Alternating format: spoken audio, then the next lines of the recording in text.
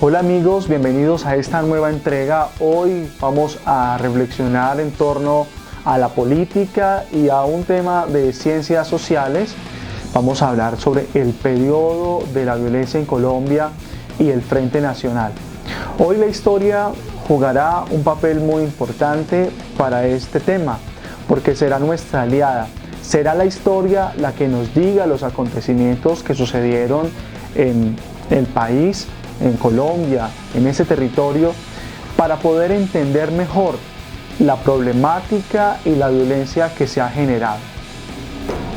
Colombia es un país ubicado al noroccidente del continente suramericano.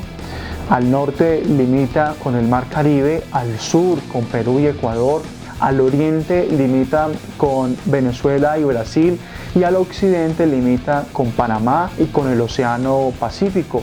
Acompáñenme a ver esta triste historia.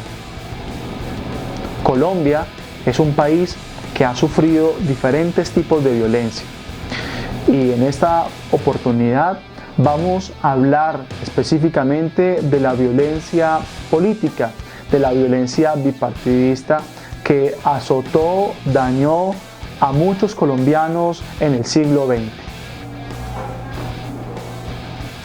La violencia en Colombia comenzó hacia la década de los 40, pero se agudizó precisamente en 1948, el 9 de abril, con un acontecimiento que denominamos el Bogotazo, con el magnicidio de un líder liberal, el doctor Jorge Eliezer Gaitán Ayala.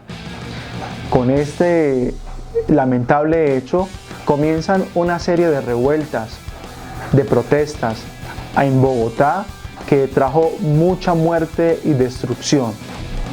La violencia en Colombia se caracterizó específicamente por el enfrentamiento de los miembros de los dos partidos tradicionales de la política colombiana, el Partido Liberal y el Partido Conservador, que trajo consigo una guerra fratricida en nuestro territorio. En estas expresiones políticas, Colombia ha jugado un papel muy importante porque también tenemos unos grupos armados que fueron apoyados y financiados por algunos dirigentes de estas dos colectividades. Son muchas las razones que explican el surgimiento de la violencia política en Colombia. Hablemos de 4 antecedentes fundamentales. El primero, la falta de acceso a la tierra, la falta de participación política, la inequidad y el contexto internacional. La historia data que en la década de los años 50 la confrontación armada se dio entre un grupo denominado como los Pájaros o Chulavitas, miembros del Partido Conservador, contra algunas guerrillas liberales, promovidas, financiadas, apoyadas por algunos dirigentes de este partido liberal. Allí encontramos una violencia directa con unos asentamientos en poblaciones, en algunos territorios como los departamentos del Valle del Cauca, del Meta, de Boyacá, del Tolima y mucha zona del centro del país.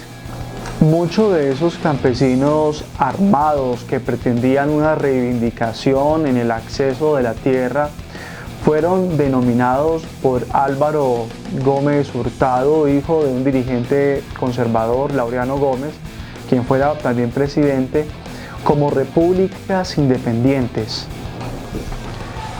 Esta expresión lanzada por Gómez en el Congreso de la República hacia el año 1962 daba a entender que habían lugares en Colombia en que la fuerza pública y militar no hacía presencia, porque estos territorios eran operados por grupos al margen de la ley que tenían y vivían más o menos como repúblicas independientes. Y el Frente Nacional fue un acuerdo bipartidista entre los partidos tradicionales de Colombia, el liberal y el conservador, para tratar de frenar esta guerra fratricida que se estaba dando en Colombia en ese contexto político y social. Sus principios fundamentales fueron dos: la alternidad y la paridad. Es decir, 4 años gobernaba el Partido Liberal y los siguientes 4 años gobernaba el Partido Conservador. Esta decisión se llevó a cabo para acabar con la guerra fratricida que venía en ese contexto político y social. El periodo del Frente Nacional es de 1958 a 1974. Presidentes del Frente Nacional. El primero, Alberto Lleras Camargo, del Partido Liberal. Estableció el programa para la inserción de los guerrilleros que habían firmado la paz. Apoyó un proyecto de reforma agraria que resultó inviable. El segundo presidente del Frente Nacional fue Guillermo León Valencia, conservador. Intensificó la construcción de vivienda y la electrificación rural. Además, aumentó las exportaciones de café y petróleo, lo que permitió que se diese una recuperación económica significativa. Él fue el responsable del bombardeo en 1964 a Marquetalia, que daría origen a las FARC, Fuerzas Armadas Revolucionarias de Colombia. El tercer presidente del Frente fue Carlos Lleras Restrepo, liberal. Se preocupó principalmente por la modernización del Estado y por emprender cambios en las políticas económicas que permitieron el desarrollo del país. Y el cuarto y último presidente del Frente Nacional, Misael Pastrana Borrero, conservador. Pastrana debió afrontar serios problemas de orden público por las acusaciones de fraude electoral que se le hicieron desde la ANAPO, Alianza Nacional Popular, tras la derrota del general Rojas Pinilla. Hay que comprender el contexto histórico del Frente Nacional, porque a nivel internacional se dio en plena Guerra Fría.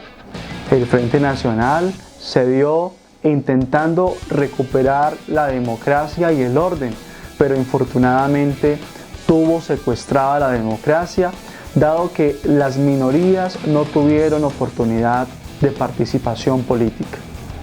El Frente Nacional también se dio netamente y abiertamente anticomunista. La Iglesia y las Fuerzas Armadas tuvieron un papel protagónico dentro de este contexto político y social. Poco a poco este sistema de coalición bipartidista se fue desgastando y tuvo influencias de la corrupción. Los gobiernos del Frente Nacional se preocuparon por acabar con la insurgencia de izquierda, por recuperar el orden dentro de la nación. Pero esto no tuvo gran repercusión, dado que fue en este mismo contexto donde nacen grupos como las FARC, el ELN, el M-19, que tuvieron una gran influencia guerrillera en la época.